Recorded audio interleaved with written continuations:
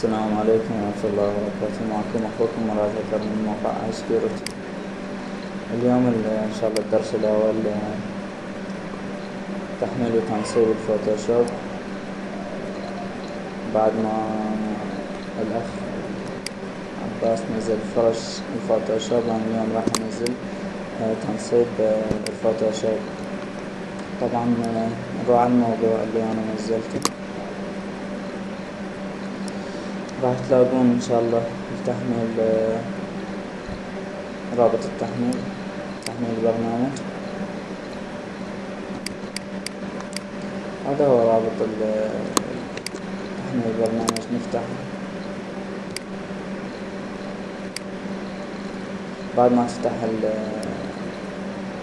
طبعا هنا راح يقولك تنصيب البرنامج. اوكي، ندوس داونلود تحميل.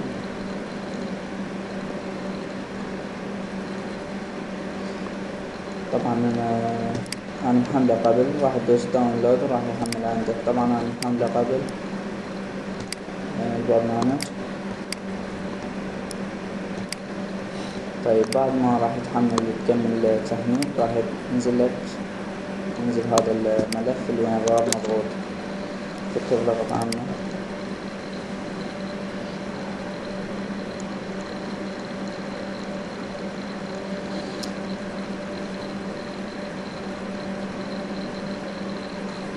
طيب فكينا الضغط عن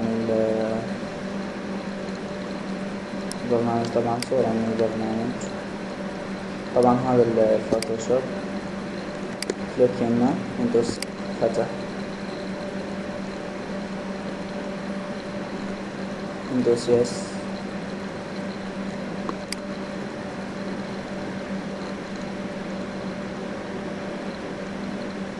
ننتظر شوي.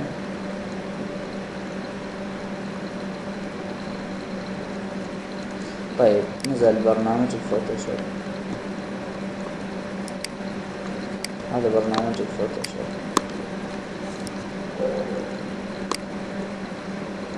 طيب نفتح البرنامج.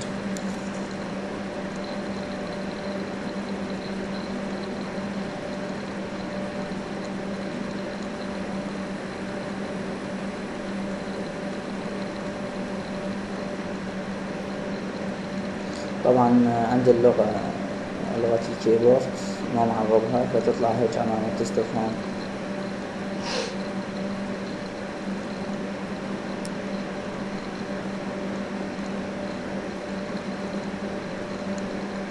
طبعا راح يطلع عندك أكيد استفهامات، لأن أنا ما مخلي الكيبورد ما معربة أصلا، أو ما ضايف اللغة العربية كاملة على الجهاز. طبعا هذا شكل الفوتوشوب بعد التنصيب. إن شاء الله نشوفكم بالدرس الثاني. تحميل الفرش الفوتوشوب وإضافة أيقونات والرسم في الفوتوشوب. تحياتي للجميع.